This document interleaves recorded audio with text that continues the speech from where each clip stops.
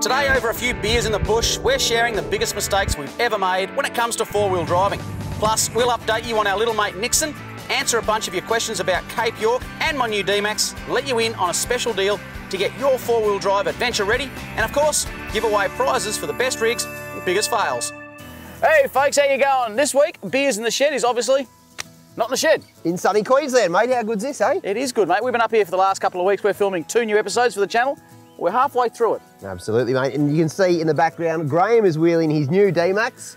I am indeed. It is very shiny, and I've been looking around. He hasn't yet scratched it, but I reckon... There's a couple of little... on the bar work. That doesn't count, that doesn't count. I've got Sooty, and Sooty's looking very sooty at the moment. There's no doubt about that. That doesn't change, that does not change. Goodness gracious. No, mate, it's been absolutely beautiful up here. I've managed to sneak across. We're tackling a pretty big hot topic this week. Exactly, mate. The 5 biggest mistakes you make when four-wheel driving. So that could mean anything from modifying your vehicle through to choosing the right accessories, driving, all the know-how that comes with owning a four-wheel drive. And trust me, if there's a mistake that has been made, we've made them. So we'll go through all of those mistakes. So hopefully you guys don't make the same ones. It'll save you a packet of money and also get you a better experience out in the bush as well. I think so, yeah. Anytime you can avoid making mistakes is a good time. We've got a photo here of this little fella. I'd like you to explain what the heck is going on there, mate. From Wes, your little son, mate, is an absolute legend. He's learning from one of the best chefs out there. And as you can see, he's got his cornflakes in a Ziploc bag. Now, I did a little tip recently whereby I was making some chicken up in Cape York, and an easy way to crumb chicken or fish is to put all your egg mixture and then your crumbs into one of those Ziploc bags, shake and bake style. You don't make a huge mess.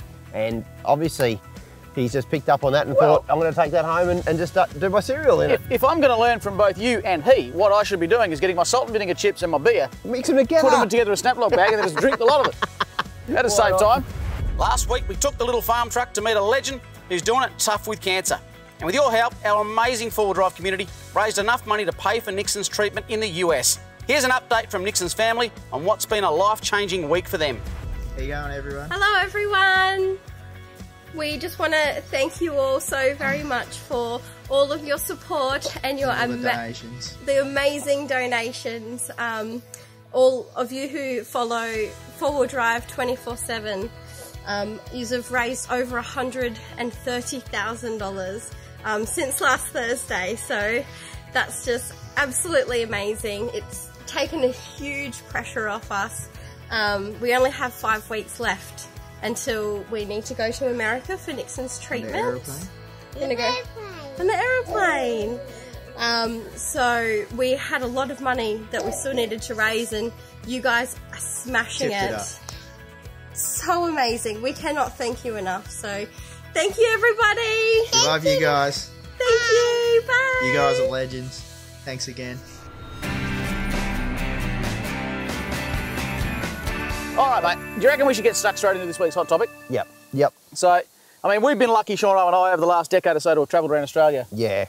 Multiple times, which is, it's a real honour. Over that period of time, you could say we've learned a thing or two by making the odd small mistake. Exactly right. We've both modified a lot of different vehicles over the years, built some insane sort of rigs over the years, but they didn't just start there. They started off, we made a few mistakes along the way, built them up. And we want to share some of those mistakes with you guys. We also meet a lot of people out on the tracks as well who we learn from their mistakes as well. So today, if we can, mate. Our top 5 mistakes that we've made over the last decade or so, even longer for you, in the sense that we're going back to one of your first cars. You're going to mention something about that? So let's get straight into it, mate. I think you're up first with the first one. I want to talk about the biggest mistake I think you can make when you're modifying a four-wheel drive is to choose the wrong modifications. See it all the time. Now, they're not going to be suited for you, and you're gonna waste a lot of money. Now, I'm going to tell you a story on my first four-wheel drive. It was a Suzuki Sierra. Some of you guys that have been following us for a long time will remember that old thing. It was an absolute weapon. I still love that car, but I wasted a lot of money, and I didn't have a lot of money to spend on it at the start. I was on a budget. I couldn't afford anything. I had to save for weeks and weeks and weeks to try and get that second battery or that cheap set of spotlights for the front of that vehicle. So what did you go and do, mate? So I saved a bunch of money up, ready to modify this thing. The first mod I did to that car, like any silly P-plater, is I went and bought an exhaust. I bought an exhaust for a 1.3 litre petrol motor. It's never going to help me make any more power. And then one better, I went and ordered a different carburetor, like another carby. It was a 3236 Weber carby from the States I ordered. Nerd. Because it was going to give it more power, and I was so excited. Well, it gave it a little bit more power on the road, was rubbish off-road. Every time I got on a hill, it flooded, so I have to drive everything at about 4,000 RPM to try and make it not stall. Had this exhaust, so I've spent probably $1,500, $1,000 roughly on all, exactly, on those mods. The worst money I ever spent on that vehicle. I should have bought lockers. I should have put that towards tyres or suspension lift. What I'm hearing though is it comes down to two things, I think, in this one. The first and foremost is be honest with yourself as to what you're going to be using that four-wheel drive for. Don't go for the brap factor, wanting to have the loudest exhaust out there. If you're getting out of the bush, you're not driving the tracks, will get to the places you want to get to. So be honest with yourself with what you're going to use the four-wheel drive for. And then secondly, actually use that four-wheel drive for its intended purpose. If you wanted to be a street racer, you were heading in the right direction. But you didn't. Vehicle. Yeah, wrong vehicle, but you're heading in the right direction modification-wise. But you wanted to be driving the toughest tracks you possibly could. Yeah, and so that's you were completely the wrong mods. Yeah. And so I wasted a lot of money early on doing that. And I think, see, we get asked all the time, there's someone out there, they want to go and do the Simpson Desert next week, you know, and they say, what sort of winch should I buy? Yeah. You don't. You go and buy a 44 of diesel. Yeah. You don't worry about it. You don't need it. And I think it's matching your four-wheel drive to what you're going to do. Massive, massive. That's a... I don't know, if you don't take any of those tips on board, that's probably the best one. It's like this as well. If you're thinking to yourself, like, heck, I've got a family, I really want to do some camping with a family, so the first thing I'm going to do is go buy 35-inch tyres and a 4-inch lift. Yeah. And so you've just spent a stack of money, then you realise your car doesn't handle very well. It's hopeless on those long drives. Your wife hates it, she doesn't want to go camping anymore. Totally then you've got to go buy new suspension. So you're spending, you know, bad money after bad money on your vehicle, and when you could just put that into the right mods to use your vehicle for what it's actually built for. So if I can pass that advice on, I'll save you stacks of money. Big time. And I wasted a lot over the years on silly mods. I think that's one that we probably, even today, even you and I today can probably still get back to that. Still buy silly mods every now and again. Oh, yeah, I need that in there, and you don't really. You don't really need that. Mate, I'm going to move on to one that I sort of found many years ago. I did a big lap of Australia, but I was saving up for 15, 18 months beforehand to go on this lap of Australia in a short wheelbase patrol that was almost stock standard. I didn't even have a proper I know what you're going to say here. You should have bought a Toyota. Is that the mistake? That's not the mistake, mate. All right, no, that's not the mistake. I'll let you finish. Goodness gracious. So I thought to myself, I've got a list of things I could put on this vehicle, and it'll take me another 3 years to save to go away, and by that time something might have happened. I might, you know, who knows. In the end, I just thought to myself, I'm going to take that stock vehicle and I'm just going to go around Australia for 18 months and have a holiday. I had nothing. Didn't have a draw system. I had no winch. I had a couple of spotlights. Basically nothing. In fact, to look at that car today, a young guy wouldn't even think he could go out bush with it.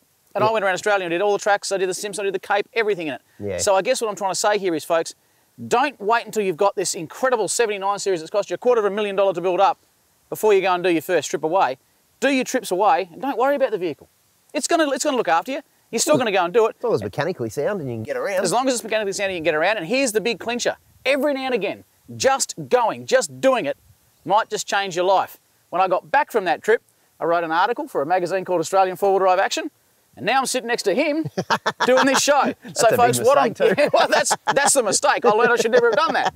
But folks, what I'm getting at here is sometimes these things can actually be life-changing. Yeah. That's right the opposite end of the spectrum. But don't wait. Just go and do it. Yeah. Don't worry about not having the latest and greatest of everything. That's great advice. I ran into a person the other day who his dream is to do the Simpson Desert. And he has been putting this trip off for about 5 years because he's under the impression he needs a 3-inch lift, he needs a set of 33-inch tyres, he's going to need diff locks and a winch. And so, yeah, basically a fully modified four-wheel drive. You don't need any of that. I told him once I took a stock standard Kia Sorento across the Simpson Desert. Now, that's a fact. I did that one day. It's a silly move. I don't suggest you do that, but I did, and it goes to show that, heck, anything, even an old Kia can get across a desert if you really have that will to go. And that's what it's all about. Wrangle yourself a camel. Ride him across the Simpson. Get the job done. Get the job done. Do what you got to do. Get the job done. People have been doing it for a long time before four-wheel drive accessories have been invented. The first one was a G60 Patrol that had nothing. Exactly. Just had some water in the back. We took a 47 series, my little 47, the farm truck, out the other week. We didn't even have an esky. We had 2 swags, a couple of tools in the back, and a couple of tools in the front as well. We had an absolute ripper of a weekend. That was actually one of the best weekends I've had in a long time. I think it was because we literally went back to basics. Yeah, we could let's go. And I was like, oh, I should go home and get the 30 or go get a truck that's ready for it. We've got a much better truck out there. Yeah, it's got a fridge and all that sort of stuff. No, by the time we got there, we were literally shouting at one another because it was so loud in the cab. We couldn't hear the radio. There was nothing. Us stop at more pubs along the way. We did, yeah. It was, look, what a weekend. Good trip. Mate, get onto this one here because this is actually something that I think is really important. The third biggest mistake you make, especially when modifying a four-wheel drive, and I've done this on 2 vehicles now. I didn't learn the first time, nor did I learn the second time. I think I've got it down pat now. It's weight distribution and overloading vehicles. Yeah, huge. So a lot of the time we modify a vehicle, we modify it with storage options. We might modify it with a ute chop and then put a canopy on it, or just put a big canopy on the back of a dual cab ute, and all of a sudden you start filling it with heaps of stuff. Yep, you do. Lots of accessories that you might not need, Yep. and it adds a lot of weight to that vehicle. It's really important to know where you're going to put that weight in the vehicle. So Hugely important. every single vehicle I try and build now, I try and keep the weight down a little bit, but it's a bit of a compromise because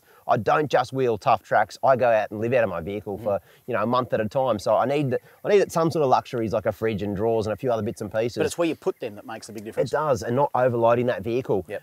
For one, if you do overload the vehicle, it's going to be it'll be unsafe and possibly illegal. You could even, if you're in a stack or something like that, your insurance might not even cover you if it is a illegal vehicle. Yep. So make sure you try and keep that weight distribution right. With the 30 is a good example, the latest Mark II.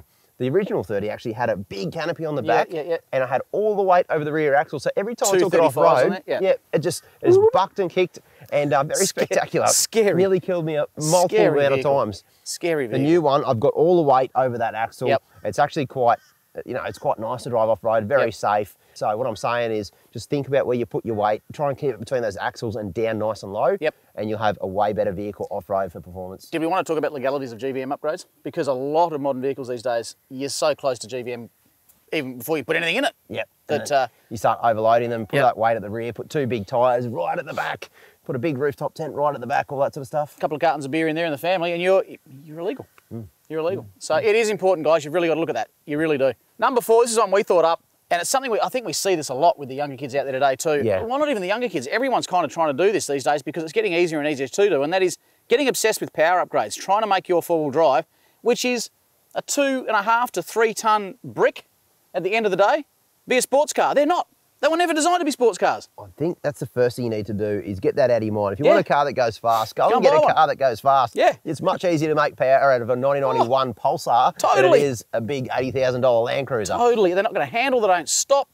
So this obsession that everyone seems to have with trying to get 300 kilowatts out of a car, you can't use it off-road. You're going to bust things all the time. You're going to use more fuel. It's going to cost you money to do it in the first place. Yep. And you just don't need it. I want to use a really good example, our mate Jocko. Yep. I think that thing, I could almost hold onto a rope and he could floor it and I could stop him from moving forward. I think he's got like 70 kilowatts or something. Yep. How capable is it? Stupidly capable. One of the most capable vehicles I've ever seen in Australia. Yeah, very slow, but but he gets up to 100 on the road. I know. He sits on 100 easily, no problem at all. He's been to Cape York in it and all that sort of stuff. I went on a trip once. It was actually in the Glasshouse Mountains with a patrol. It was running 37s. It was a single cab. It had 300, I think about 300 kilowatts or something stupid, 300 horsepower. It was just so much. It was out of my league. Yep. It had a 20G turbo, big fuel pump, all that sort of stuff. Yep. And I thought, holy heck, I'm just wheeling this like little slow Land Cruiser with 35s on it. It's going to absolutely wipe the floor with me. The problem was it didn't make power till about 2.5, 3,000 RPM. Yep. So this thing was an absolute pig off-road. Yeah. It didn't drive anything because it couldn't get the torque down nice and low. Yep. The old sooty with about 10 kilowatts just went, see you later. Yep. So, just more power doesn't necessarily work off-road. I don't think there's a limit. Now, I try and get power upgrades in all my 4-wheel drives. Oh, look, 79, the 80, the 30, they've all got power upgrades, but I think there's a certain limit, a sweet spot. As long as you can make your maximum torque, I think, on a diesel vehicle around that sort of 1,600 to 1,800 RPM. I agree. You're doing good. Yeah, I agree. Shorty's another good example for me. I've got a 16G turbo on there. As soon as I turn the key, you can hear that turbo spool up. I've got boost from the minute I put my foot down. I don't have to rev the heck out of it to go anywhere. Yep. And that just means I can tow with it because I've got power as soon as I want to take off. You don't need huge power, just like you don't need to be super tall in life.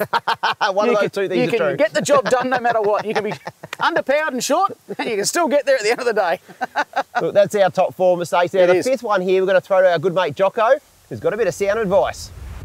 Hey boys, so Sean talked about getting the right mods to suit the type of 4 driving you're into, but I want to take it a step further and actually talk about getting the right vehicle to start with. So for me, for example, I bought an IFS ute when I was 18, and then I just wanted to go touring and camping, and I did that. And then as my needs changed, I sort of got into more of the tougher 4-wheel driving, and the vehicle wasn't really suited for that anymore. So rather than replacing the vehicle with something better suited, I actually spent a lot of time and a lot of money, a lot of blood, sweat and tears building a vehicle to do those tracks. I mean, I'm very grateful for that process, and I learnt a lot, and I'm super proud of the vehicle that I have now. But would I have been better off sort of cutting my losses and getting a vehicle that's better suited up to start with, like an 80 series or a GU or even an old Luxie like this one? Probably. the costs involved in setting up a vehicle that isn't really designed for what you want to do compared to just buying a vehicle that's right for it in the first place are massive. So I reckon it's something you really need to consider, the type of forward driving you want to do, and then go from there. If you're just buying a vehicle and spending heaps of money trying to set it up, you got to wonder if it's worth it. Well, that's some good advice from Jocko, mate. He's always got good advice. He sometimes does. I'll tell you what, he doesn't have good advice when it comes around the campfire. All ladies.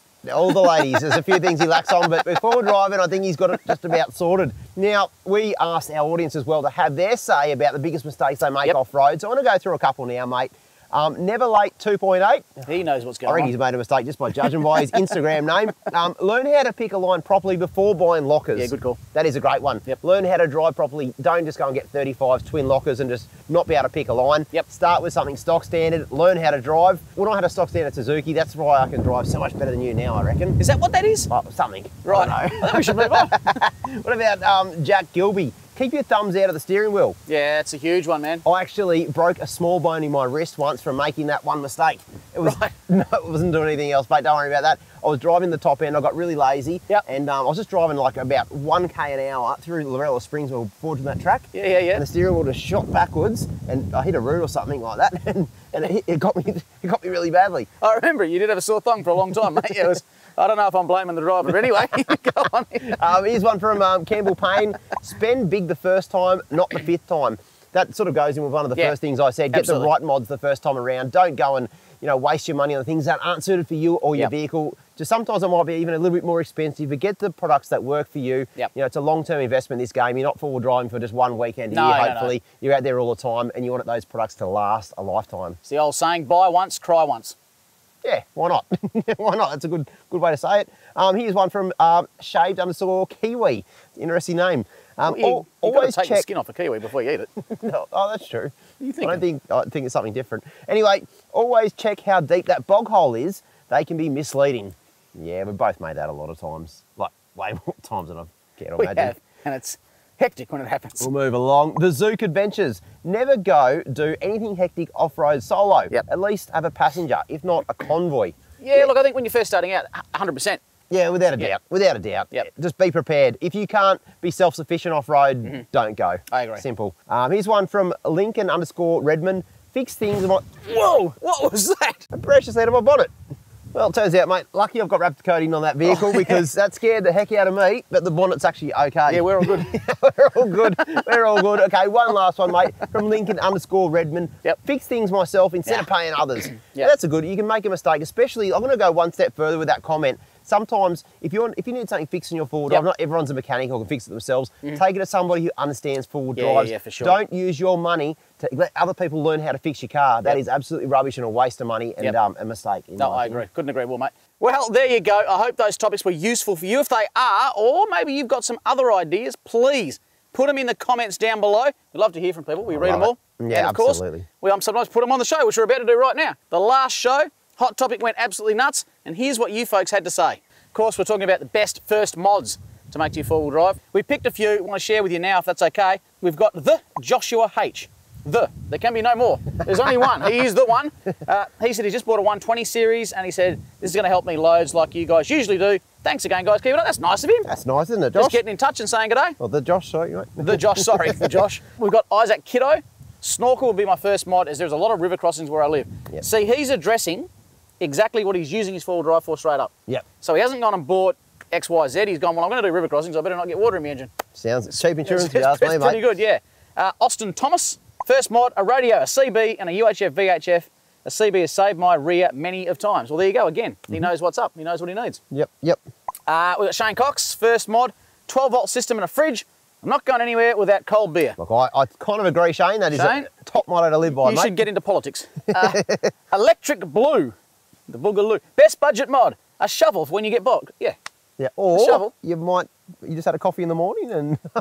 Shovels are handy in a lot of situations. They really are. They really are. Brad Marshall, everyone's first mod should be a fire extinguisher for camping and for the rig. That's actually something that a lot of people don't have in four-wheel drives. And they put it somewhere very hard to get to. Yeah, we were out wheeling with Jesse the other day, who's got that winch truck. Now, obviously, we're out wheeling the heck out of him in Darrell, but there was a lot of sparks coming from his vehicle. There were. At one stage, and we ran up with a fire extinguisher, I didn't need it, of course. But we had it ready. We could have. At least we had one. Yeah, could have turned into something nasty. Yeah, and that other time, we took a fella and his brakes caught on fire. Oh, that's right. Yeah. We ran out straight away with a fire extinguisher. We always carry him with us. That's great advice. That was funny because no one believed me. I was like, your brakes are on fire, bro. I think he was new to four-wheel driving that bloke. Anywho. The Twisted Road says the best mod I've ever done was doing an off-road driving course. We've not mentioned that. Just learning how to drive. Learning how to drive. Full stop. That is a great mod to do. Because it is different. And that'll probably save you a stack of money in the long run because you're not breaking things as much. You're probably, you know. Mate, we've got Hogs73 here. He says, depending on the type of four-wheel drive, he reckons that a catch can wouldn't be a bad idea. Catch cans are fantastic, mate. This goes in line exactly what Zach's saying, mate. The first mod he did to his MR Triton, aside from the factory snorkel, not a bad idea, was to chuck in a fuel filter, an extra fuel filter, and a Pro Vent catch can. Oh, yeah. Two insane mods, mate. And that leads us on to our deal of the week. So this week, our deal is absolutely insane. Now, you might recall a while back, I was in Cape York, I was able to twist Jeremy's arm from Direction Plus to offer us a wicked deal on a Pro Vent catch can. Well, I've rang him up again, and he's not only allowing us to do a deal on the catch cans, but also the pre-filters. So the perfect combination for anyone who's looking for the ultimate protection in their engine bay. I'll tell you what, 15% off both. The catch can, of course, is going to stop that intake from getting clogged up from all your gases and soot and carbon deposits like that. And your pre-filter is going to stop water getting into your diesel system. Now, if you've ever priced injectors for a common rail diesel plus a fuel pump, you know, that's $10,000 worth of parts. If you want to save those, I reckon it's pretty cheap insurance. So it's really simple, 15% off, but it's only for 7 days. So whatever you do, head to directionplus.com.au and use the promo code at the checkout, 4WD Drive 24/7, and that way you'll save 15% off. It's an absolutely insane deal and it only lasts for 7 days. So act quick, I reckon. Well, now's one of my favourite bits of the show, and no doubt you guys can relate to this one. It's the 4WD Drive Fails, the bit where you run out of talent and you end up on our show.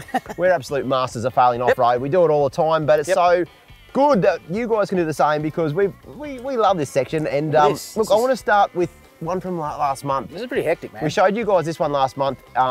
This, I think it was a patrol, caught on fire, flames everywhere, and here's a little bit of the backstory. Ronald said that it was his car that caught fire and it was not the way he wanted to spend Father's Day. He actually lost everything. It goes to show these things can happen and it can go from funny to being actually quite real. It's crazy. He's lost everything. The vehicle's gone. He says no, it wasn't an insurance job in case you're wondering. So not an insurance job. Hope no one ever has to go through that, mate. Far out. Now this one here, I'll tell you what. Look, it's funny at the start. He's a Pajero off-road just... That's funny to start with. That's funny to start with, but he's gone into a bog hole, and this is where things go seriously wrong. Now, I want to make a big mention here. These guys are not doing the right thing. Firstly, you've got to go to the basics. Every time someone gets stuck, recoveries are one of the most dangerous things you can do off-road. Get as far back as you can go from the vehicle. So anyone who's bystanding, get the heck back. You know, a kid was actually killed not that long ago. It happens every single year. Someone dies from, you know, a bad recovery that could have been prevented. So get proper recovery points and don't let this happen to you because that's a good reminder that that is not the way to do a recovery and it's very, very dangerous. They're very lucky in this particular case. It gives me the shits, to be honest, mate. I hate saying that. This one here, Alex. He had to change a tyre of his patrol in a river and it took him 5 hours. He looks stoked, but he probably caught a trout in there. Look at that. Look at him, he's got a big smile. I bet 5 hours later the smile wasn't so big. No. Look at this one here, mate. Speaking of catching trout. Finch touring. He was doing a bit of Prado fishing, to be honest. Goodness gracious. He came across his Prado just in the river here. That looks insane. I don't know what happened. No. But he pulled it out with his winch. That would have been a brown onion moment. That reminds me of Morton Island, mate. Yes. When we pulled that patrol out. Yes, it does. No, this one here, Dave on the Balfour track. Dave, look, hot tip, mate. I'll get this. We're talking about mistakes off-road, mate. He learned a mistake. You guarantee he's not going to do this again. Don't recover, especially in a Toyota, backwards in reverse. Don't do it because the gears, the way they're cut, they're not very strong backwards, and you will blow a diff, just as Dave has done here. So, mate, you know, anchor the vehicle or don't go in reverse. Yeah, don't do that. Michael, look at this. Look at this. He's gingerly walking out. You know what's going to happen. He's fallen straight in. That is. I love how his wife just laughs as well. He's gone straight in. Look at that. Sorry, Michael. I'm not laughing. No, that's a fantastic 4WD drive fail. Yep. I'm so glad that we could share that with the rest of the world. That is fantastic. Oh yeah. Look at that. Zach's mate. in the dam. I don't know how that's happened. I know how it's happened. It's an 80 series. They've got no handbrake. Mine rolled into a garden once. Oh, that was do you remember that? Hilarious. Someone come in and got me. Shauno, you saw he's in the garden. I was like, it had gone a long way. It went through a car park, missed every single car in the car park, and ended up in a garden. Ended up in a garden bed. So lucky. Anyway, this one not so lucky. In the water. In the water. Oh, here we go. Look, there can only be one winner, and this week's winner is going to win a Direction Plus pre-filter.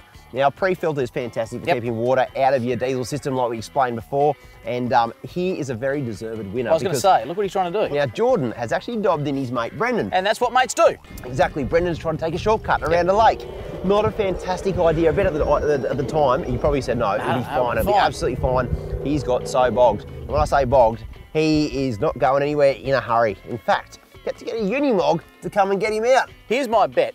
I reckon Jordan said, nah, mate, you'll be right, eh? Yeah. Just give it a go, eh? Yeah, it's got to be, you'll be right. Yeah, no worries, we'll give it a go. So I don't reckon that it's all Brendan's fault. Well, I reckon Jordan's probably got a little bit to do with this as well. Well, I reckon Brendan's still got mud in that 79. Oh, yeah. So, look, at least now you've got a pre-filter, so your fuel will be nice and clean. So congratulations for failing the best this week on 4WD Drive 24/7. And don't forget, of course, keep using the hashtag 4WD Drive 24/7 fails. That way we can learn when you guys fail, get you on our show, show to the rest of the world, and maybe you can even win a prize.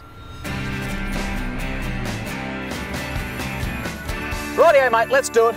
Let's have a look at some rigs. Oh, I can't wait, mate. You know you love doing this. I can't wait. You get some good-looking rigs out there too. You do. Well, sometimes, you really do. Sometimes. Do you know there are 21,000 posts out there right now using the hashtag 4WD 24/7 rigs? Makes our job very difficult to go through and choose. 21,000 posts. I know, very difficult. But that gives us a lot to choose from. There's a lot of scope out there. And this week we've got some absolute crackers, haven't we, mate? This week we've got a winner. It's going to be a winner every week. What is the prize this week? Set of Terraloom rock lights. Ooh, the X1s. I've got them in the 80. They're fantastic. I've got them in the 30 too. Tough little gadgets, and you can put them underneath your vehicle. You can see where you're going. You can use them as camp lights if you want to. I use them as camp lights. I reckon they're insane. Yep. All right, let's get straight into it. We got Brian from the US, 78 Hilux on 40s. Now, whoa. Brian, if you're watching, this might strike you as odd, but you can't do that. You're not allowed to do that over here. Not over here. No. I don't even know that's registered. A lot of the guys in the US, they make trail rigs, I think they call them. Yep. But I mean, he's parked it. That is so cool. It's parked out the front of his house. Jockos could drive underneath that. Yeah, it really could. That's a big rig. We got Ashley with, you'd like this. Oh. Long wheelbase Sierra, look at that. That is literally one of my dream cars. I know I've got a lot of dream cars, but that's one of them. You do. That is super cool. I actually prefer that colour scheme there. Yeah, it's pretty sick. Look at it. Okay, that there is, that's a contender. Absolutely. That's Trav's N70 Hilux, and there's not much left to do to that. That is beautiful. That is. Yeah, bit of a beast. Those bars are nice, that bull bar. Contender number 2 has to be Aaron from Tasmania with a GQ shorty. I mean, these vehicles, if you weren't able to get a date, buy yourself one of these. You still won't get one. Buy yourself one of these, and I tell you what, mate, you will be, they'd have to line up. Oh, the chicks would have to line up. All the guys would have to line up. It didn't really help you though, did it, mate? Look, little GQ shorties. No, they're cool, they're cool. I'll pay that. They're cool. That was well done. When Aaron bought this mint 1988 imported shorty a few years back, it was in immaculate condition, having never been taken off-road. The car also featured a bunch of unique factory extras like a PTO winch, heated seats, electric windows, electric sway bar release, front and rear aircon, and much more. Aaron kept the factory bar work and Raptor coated it. But from there, the mods started in earnest. The engine runs an 18G turbo with 3-inch exhaust, boost compensated pump, larger injectors, top mount intercooler, and full 4-inch induction. There's also diff breathers, an upgraded clutch and a catch can, custom bonnet scoop, snorkel, LED driving reverse lights, and a reversing camera. Underneath, the car features e-lockers, Superflex arms, upgraded tie rod and drag links, drop box, adjustable panhard bars, extended brake lines, 80 series bump stops, 3-inch coils and 6-inch shocks. Aaron has run 35s in the past, but now prefers 33s. And that's just a taste of the many mods done to this vehicle, but Aaron reckons there's plenty more work still to be done. Either way you look at it, I reckon that is a cracking little GQ shorty, mate, and you'd have to agree. Oh, I do, I like it. There's lots of shiny bits in there, mate, and it's well maintained. All right, there can be only one winner, mate.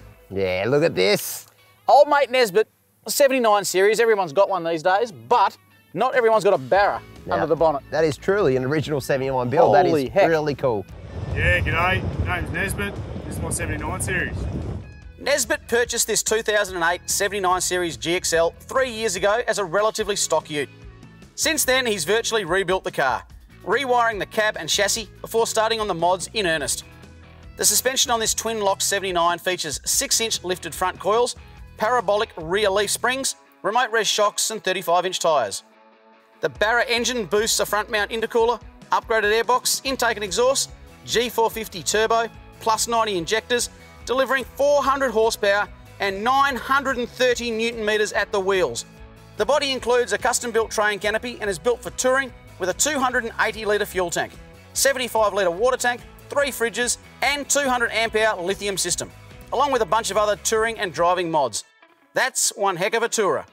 Well, there you go. I think it's a deserving winner. And Old Mate Nesbitt's going to walk away with a set of Terralume rock lights for his trouble, which I'm sure he'll put to good use if he can find somewhere to fit them on that thing. For goodness sake, he's got a lot there. Hey, listen, folks, don't forget, hashtag 4WD 24/7 rigs, 21,000 posts. How do you think we're going to look at yours? Don't just take a photo from 30 metres away with it. Get some, have a look, flex it up. Get in a bog hole. Make it a bit motion, you know, get some blur in there. Catch our attention is what I'm getting to, because that's how we're going to see your rig. That's how you're going to make it onto here. Hopefully win a prize. And now's a bit where we get to hear from you guys. Now, we get so many questions asked of us all across all social media platforms, YouTube, in the comments, probably thousands and thousands a week. And there's some pretty bloody weird ones. And there's some good ones too. There are some good ones. And we're going to go through some of the really good ones now and give you some honest answers to those. I've actually read through the questions this week, so it's going to be quite exciting to go through them and give you a bit of feedback. First of all, mate, I just want to make a little mention. Last week you would have seen us in the 47. Now that was an absolute little weapon of a truck. We had such a good weekend. Top weekend. And what made it even better, mate, was the fact that we caught up with our little mate Nixon. Now Nixon's going through a real tough time. If you haven't checked that one out, Nixon's got a very rare form of cancer and he needs all the help he can get. He's only 5. He's had something like 17 radiation treatments and they've got to go to America, experimental surgery and stuff. He's the toughest little bloke you'll ever meet, and he's a four-wheel driver. He's one of us. And he can drive a remote control car way better than Shauno. Now, look, I just want to say we raised so much money together as a four-wheel drive community. I want to say a massive thank you for that. And we still haven't quite got to that goal that we need to get to. So if you guys can find even $1, if everyone just put $1 in, I tell you what, we'd be able to pay for that treatment for Nixon to get over in the US and potentially save his life. So again, big thank you for jumping on that great cause. Mate, let's get to some of these questions. First up, there's a couple of questions about Cape York. You would have seen us do Cape York recently. First question I want to get to is the Rad Aussie. Would a petrol four-wheel drive be able to tackle the Cape with all its water crossings? Fantastic question. It is a good question. I'm going to say yes, with a bit of preventative maintenance. Carry some WD-40 with you. Even seal up that Dizzy if it's got a Dizzy, if it's an old one. Some of the modern ones, I'll tell you what, you know, with coil packs and stuff these days, they're pretty good in water crossings. I'd say a big yes. 100%. Don't let that stop you. Just go. Here we go. Another audience question from the Mad Scientist. How do these guys not get salmonella? Licking fingers, having 2 fistfuls of raw chicken. Salmonella, that's a fish, isn't it? No, it's a very horrible disease. You don't want to get that, I'll tell you what, especially when you're out camping. But look, I'm going to say right here that they breed us blokes pretty tough over here. We can handle raw chicken. That's part. No, look, I'm a chef, mate. I've got proper skills when it comes to hygiene, not just cooking fancy meals, but also the hygiene side of it. Always, you'll see me sometimes cut raw chicken on a little cutting board. I'll turn that cutting board over when I'm chopping veggies. Not always. Not always, but I mostly try to. If it's all going in the one pot, he just keeps chopping, chucks it all in. Yeah, cook it all up, get it nice and warm. You won't get salmonella. But seriously, be careful. Don't eat it medium rare. Be real careful, Holy folks. heck. Here's one from Alex West. Is gunshot actually a challenge now? It's so steep you can't drive out. I beg to differ. Well, at the start of the season, it's almost impossible to drive out.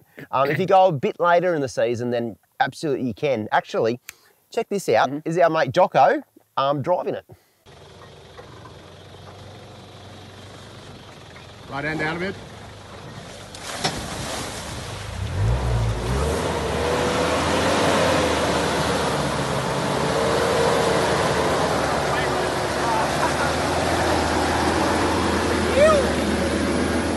Mate, that was a good drive, but look, that vehicle's just too capable, I think. It's ridiculous. Look, here's another question from Terry Warner.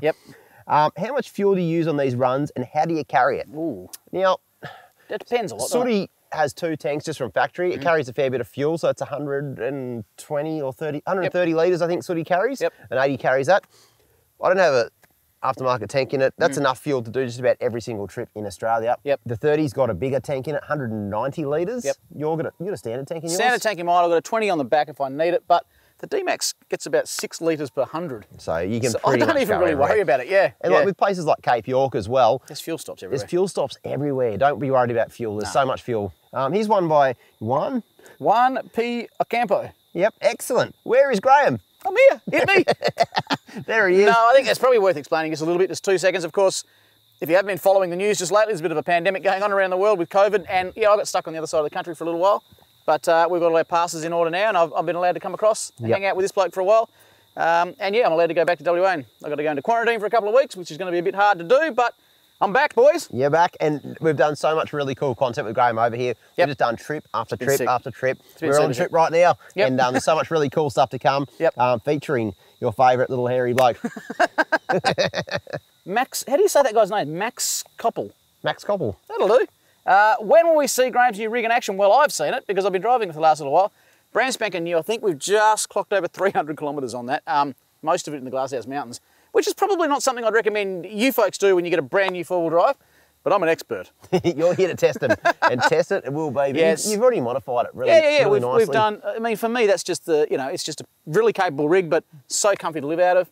Yeah. You're going to see it all very soon. It's the new, brand new model. The new shape is sick. It's a significantly different vehicle. We're going to go into all that. A lot of people have been messaging me. Yes, we're going to do a walkthrough. Yes, we're going to do a full video on the build-up, the whole lot. What do I think of it so far? I reckon it's pretty sick. I'm actually stoked with it. It is pretty cool. It's so much more comfortable than my car. Yeah. It does not soot as much as mine. No. It just gets better mileage. Yep. It's a way more sensible vehicle. And the sound system in there, my goodness. Really? Yeah, it's insane. Yeah, right. It's really good. Taylor Swift has never sounded better. Continue, mate. Oh, that's me. I can get this one. Matthew Klein. How are you going to get those max tracks down, Graham? What does he mean? You can't even see the max tracks. They're up so high. I can't actually reach them, but I've got a ladder on the back of the MITS alloy canopy there, and I can actually get up onto the roof, and I get them down from the roof. Oh, really? That's how I do it. Yeah. I'm short. I've got nothing to hide. Cheeky little bugger. Dan Wade, how did you go with the tray? Did you have to build the sensors into it? Okay. I have been asked that a heck of a lot. Jordan Beale, he's also saying, I wonder how you went with the tray, with all the new sensors fitted into these. One of the main things when touring, and that's putting him off buying a new ute. Don't be put off. I'd like to throw now to the man who's the expert on all this. Tim from MITS, he's got the answers for you. G'day guys, Tim here from MITS Alloy. By now you've seen Graham's new D-Max. The thing is looking schmick. That car does not know how hard its life is going to be. I want to touch on the new sensor system in the back of the D-Max. It's a common system. It's been in the Triton and the 200 shops for the last few years.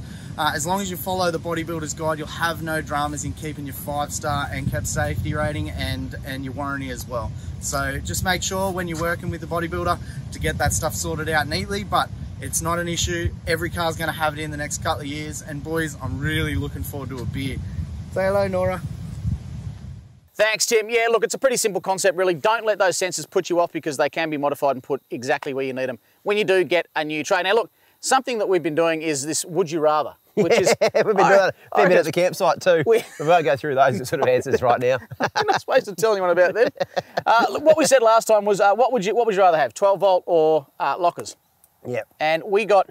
I thought it was going to be very one-sided. Yeah. Turns out there's a camp for both. Yep, yep. So I think we should go through and have a bit of a look here. Whoop, sorry. Bravo's 1203, 12-volt for sure. I'd find myself in need of cold beverage a lot more frequently than I find myself stuck.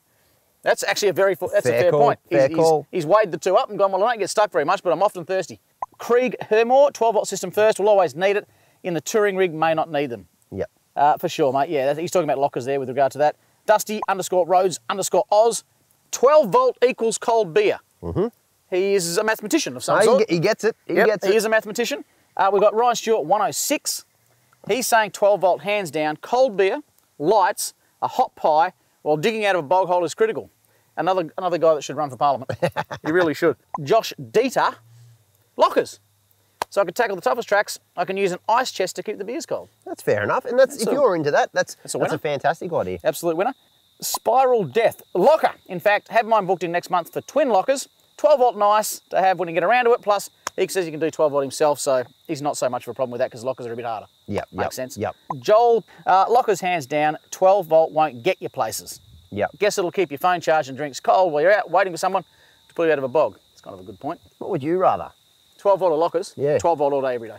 12-volt. Yep. It's a tough one. Because yeah, it is. Look, the amount I live out of my four-wheel drive, I've got to say 12 volt. Yeah. I like having camp lights on at night, cold beers in the fridge. Yep, for sure. So, electric blanket when you go down in the snow. Sure, don't even mention that. I've got one of your rooftop tent back home, so yeah, don't worry about that. Yeah, 12 volts the way to rock and roll for us, folks. Please keep your questions coming in on YouTube, on Insta, and on Facebook, because as you've seen here, we definitely get to as many as we possibly can.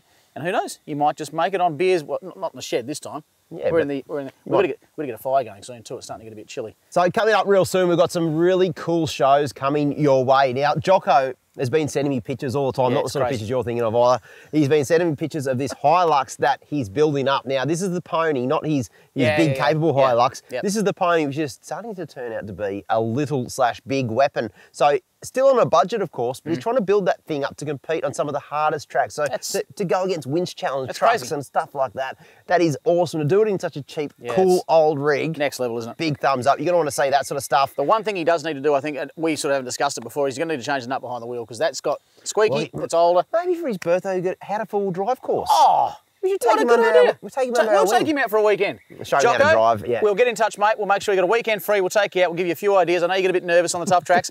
We'll get you out and we'll sort you out, mate. You'll be driving do a video on that. That'll be quite fun. But look, we've got a heap of other things. Cape York, we're not done with Cape York yet. We go to a couple of my favourite places in Cape York, the Frenchman's and down to Cape Flattery. Some of the best beach camping you'll ever see on the east coast of Cape York. And you don't get to see this stuff very often. So that's all coming. Also, I might have gone and bought myself a new four-wheel drive. So you're going to be seeing a build-up on my new four-wheel drive. I don't want to give the game away just yet, but let's just say I got this four-wheel drive and within 1 hour of owning it, we pulled the interior out of that four-wheel drive. Within about 8 hours of owning it, we put a grinder down the side of it. It's going to be a heck of a thing. Well, it's still not together yet. So look, it's pretty cool though. It's going to be my dream truck and I'm building it to be the ultimate remote area fishing machine. To give you an idea, I could live in the back of it. That'd be fair to say. Yeah, you could. You could, but you won't. No, I probably won't even be allowed to sit in it, for sure. Folks, it's been huge. It really has. I want to remind you once more, the hashtags we've got out there, hashtag 4WD 24/7 rigs. Get your photos looking halfway decent. That catches our eye, might get on the show. And of course, if you're failing, don't be bailing. Hashtag 4WD 24/7 fails, please. Get in touch with us. We'll read them out. And again, your thoughts on mistakes to avoid for your four-wheel drive. What have you done over the course of your four-wheel drive career that you wouldn't do again because it sucked? Let us know. That's the best thing as well. Go through the comments, folks, and look at all the mistakes people have made in their four-wheel drives. That is the cheapest way to learn about four-wheel driving. Go through other people's mistakes, learn from that. And you know, we've made a lot of mistakes ourselves. We've showed you those today, but we want to hear from you guys, so leave us a comment below. Till next step, I'm going to get the fire going. It's your buy on the beers. Look at his fridge is out, and look at his fridge is closer. I don't think I've got any. I'll check. But folks, we'll see you around next time. Good on you.